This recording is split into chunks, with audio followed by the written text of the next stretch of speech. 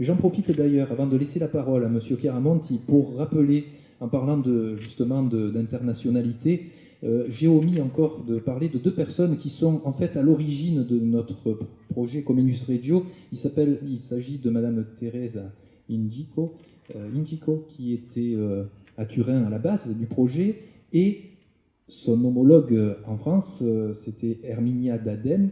Je dis c'était puisque les deux personnes, malheureusement, ont été appelées ailleurs dans d'autres fonctions. Heureusement pour elles, malheureusement pour nous, parce qu'elles ont initialisé et mis sur rail ce beau projet. Donc une petite pensée pour ces deux collègues qu'on ne se doit pas d'oublier et que j'avais oublié. La parole à Monsieur Chiaramonti. Merci. Merci, cari amici italiani, chers amis français, cari amici di Sarthe et bonjour, et bonjour à tous. Je vais vous présenter rapidement la fédération, et puis surtout quel a été l'intérêt de la fédération des associations du comté de Nice, à la fois de prendre part à ce projet, et puis d'en être aussi partenaire. Vous verrez que pour nous, ça a été une opportunité, et cette opportunité, elle avait déjà été initié il y a quelques années déjà par certaines actions et que l'on a pu retrouver dans ce Comenius, et évidemment pour nous c'était une très bonne chose. Et avec le jeu des multiples casquettes, évidemment c'était tout simplement c'est mieux, non peut-être, voilà, ça marchait pas. Merci. Alors la Fédération des associations du comté de Nice, pour un rappel pour certains, puis peut-être pour information pour d'autres, est née en 1996. Elle est actuellement porteuse et représentative de 45 associations culturelles du comté de Nice, c'est-à-dire de l'ancien comté de Nice, de la rive gauche du Var jusqu'au comté de Tende. Et ces 45 associations, évidemment, la liste n'est pas exhaustive, il suffit de faire sa demande. On peut, en tant qu'association de loi 1901, faire partie de la fédération, à condition évidemment que les statuts de cette association soient des statuts culturels. C'est la première des choses. Donc nous, ce qu'il nous faut, c'est défendre, entretenir, développer et encourager toute la culture qui a été la culture du comté de Nice lorsque celui-ci était rattaché à Turin, et puis aussi la culture actuelle du comté de Nice, c'est-à-dire avec ses liens avec la France, bien entendu. Alors, cette opportunité de relier, de retrouver cet axe Nice-Turin, pour nous, nous a rappelé un combat que nous avons mené il y a quelques années déjà. C'était de classer la route royale, ces routes du sel, à l'UNESCO. Alors nous avions déjà un beau dossier là-dessus, l'Italie travaillait bien avec nous aussi, et puis il y a quelques lenteurs administratives, d'autres priorités, etc. Et ce projet, pour l'instant, végète quelque peu, mais il existe toujours. Et le fait de trouver le Comenius avec nous, c'était aussi une façon de revenir sur cette route royale, pour laquelle nous avons maintenant deux intérêts particuliers avec le Comenius. C'est de vous présenter, tout à l'heure je vais vous faire voir quelques photographies, de la chapelle du Bon Voyage, de Notre-Dame du Bon Voyage à Nice, route de Turin, donc la bien nommée, on retrouve cet axe. Et cette chapelle, donc, qui sur la route royale, donc, entre Paillon, Bévéra et Roya, nous relie à Turin. Et nous avons pu initier la réfection de cette chapelle avec les aides du Conseil général, notamment du Conseil régional, de la mairie de Nice, mais aussi, vous verrez, d'autres partenaires comme le Crédit Agricole, des dons de différentes personnes, que ce soit en nature, la cloche, la porte, etc., ou bien alors, évidemment, en monnaie sonnante et trébuchante. Eh bien, ça, c'était le début ou la fin de la route royale, selon de quel côté nous partions, nous arrivions, et qui, symboliquement, évidemment, pour tous les habitants du comté de Nice, était très, très importante, puisque on s'en remettait à la protection divine pour que cette route se déroule au mieux, cette route du sel.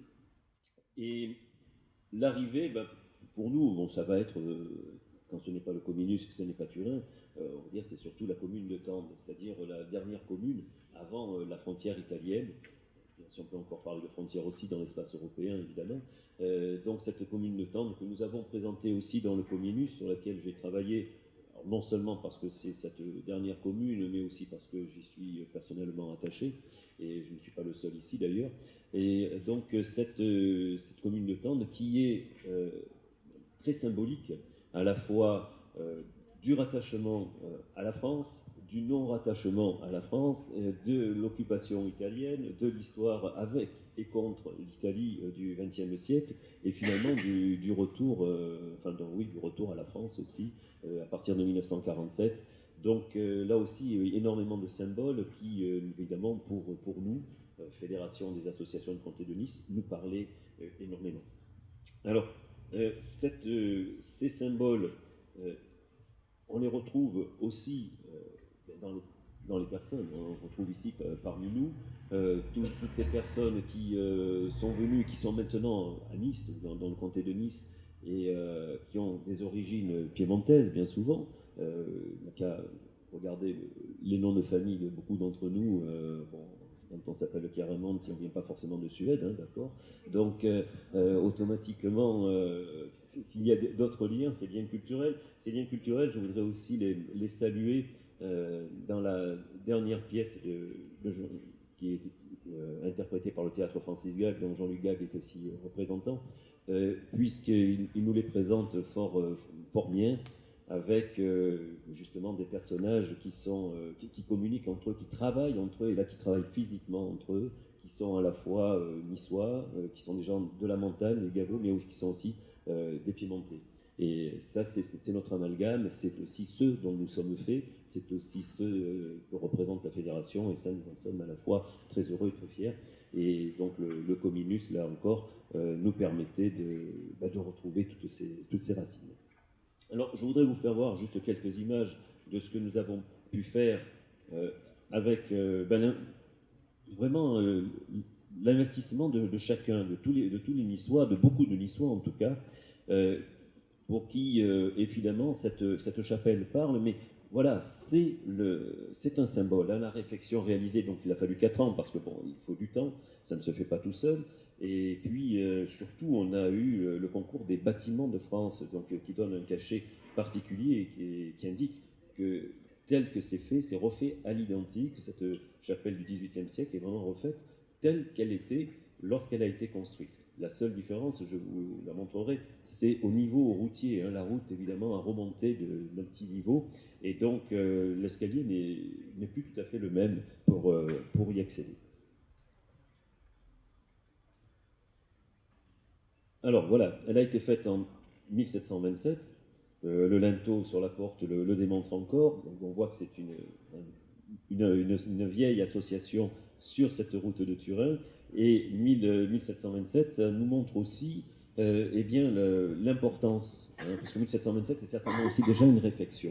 Donc l'importance, évidemment, et la symbolique que ont ces édifices religieux, surtout les longs de route. On le retrouve évidemment avec les oratoires, d'autres chapelles, etc., tout au long, non seulement de la route royale, mais dans tout notre pays, bien sûr. Alors voilà aujourd'hui ce que donne la façade avant de cette chapelle, avec un parvis tout nouveau. Vous voyez que, bon, auparavant, évidemment, il n'y avait pas la route qui passait devant, on montait l'escalier, maintenant on le descend. C'est la seule grosse différence. Tout le reste est fait à l'identique. Alors c'est une toute petite chapelle. Si nous sommes 15 à l'intérieur, on se marche dessus. D'accord ? Donc, voilà. Donc il faut vraiment y aller lentement, mais évidemment, c'est un symbole. C'est avant tout un symbole, ce n'est pas un lieu pour un culte extraordinaire. Voilà, il faut bien s'en rendre compte.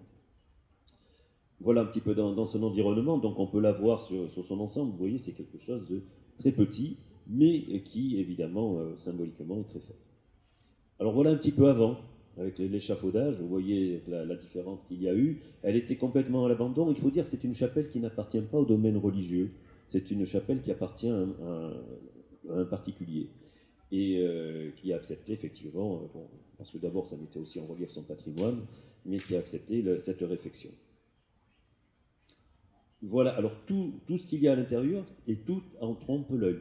D'accord ? Il ne s'agit absolument pas de marbre, il s'agit de plâtre, d'accord, d'un peu de stuc et encore, c'est de la peinture. voici l'hôtel. L'intérieur, donc on a une vue sur l'hôtel, et puis bon, les panneaux ici qui imitent le marbre, hein, vous pouvez le voir lorsque nous ouvrons la chapelle, mais je rappelle, ce n'est que de la peinture. Et voilà de plus près, donc on peut admirer le travail donc, des ouvriers du bâtiment de France. Une colonne. Alors la colonne est juste en relief, hein, elle n'a rien d'autre de plus. Des bancs, oui, on nous a offert des bancs. La paroisse de Saint-Martin-Vésubie nous a offert 4 bancs. Donc, voilà, une fois qu'il y a eu les 4, il n'y a plus de place. Hein. Mais ça permet quand même aux personnes qui viennent de pouvoir s'asseoir. La cloche, quand on va voir d'un peu plus près, ça c'est un don, hein, je vous ai parlé tout à l'heure de don en nature, la cloche en est une. Avec évidemment Notre-Dame du Bon Voyage qui est gravée dessus. Cette porte, alors cette porte, tout à l'heure je vous parlais de Tende, elle a été offerte par le menuisier de Tende. Voilà, donc là aussi, vous voyez, la route royale, ça parle bon, hein, pour beaucoup. Voilà ces relations que nous avons dans le comté de Nice. Et bon, offrir une telle porte, c'est aussi un don magnifique. Voilà pour ce diaporama, donc qui n'est pas long. Le but n'est pas là de vous tenir en longueur, mais pour montrer une des actions de la fédération qui était évidemment avec le Comenius Regio vraiment en rapport et vraiment tout à fait raccord en ce qui nous concernait. Alors évidemment, nous avons d'autres actions qui ne sont pas forcément sur le patrimoine bâti, bien sûr, mais voilà, c'est quelque chose de tangible et qui se voit en plus, et donc qui est très important pour nous et puis pour vous aussi, parce que c'est à la fois notre patrimoine, c'est le visuel, ça se voit. Vous qui venez de Turin, si vous rentrez à Nice, et vous l'avez fait une fois, je pense déjà par l'entrée est, c'est-à-dire la première entrée lorsque vous venez d'Italie, vous passez devant la chapelle, hein, et tout de suite à la sortie de l'autoroute, elle est pratique à voir. Alors, d'autres partenariats ont été initiés en même temps avec cet agenda, et ce partenariat, je voudrais vous le montrer, il s'agit juste d'une photo, si évidemment je la retrouve. Voilà. Il s'agit de ce visuel qui a été fait avec le parc Alpha des Loups, qui est qui travaille avec la Fédération des associations du comté de Nice et qui travaille aussi de l'autre côté des Alpes, avec l'Italie, avec le parc Entrac, donc qui est le même parc, le même type de parc, c'est juste un des côtés français et l'autre est du côté italien. Et là aussi, bien, nous partageons le Mercantour, nous partageons les Alpes. Et donc ce visuel, c'est aussi ce que nous partageons, la faune, la flore, évidemment. Et tout cela, c'est aussi notre patrimoine. Et nous entendons bien, évidemment, travailler là-dessus et pour nous rapprocher chaque fois davantage. Donc ce n'est pas toujours au niveau universitaire, vous voyez, tous les niveaux de rapprochement nous conviennent à partir du moment où ils sont sur la culture, et la culture c'est aussi tout ce qui nous entoure, hein, ce qui fait notre patrimoine commun, aussi bien donc faune et flore. Voilà, je vous remercie de votre attention. Je sais que là on commence à avoir quelques effluves du bon repas qui est derrière, donc on va en profiter. Je vous remercie, je vous souhaite à tous bon appétit. Merci.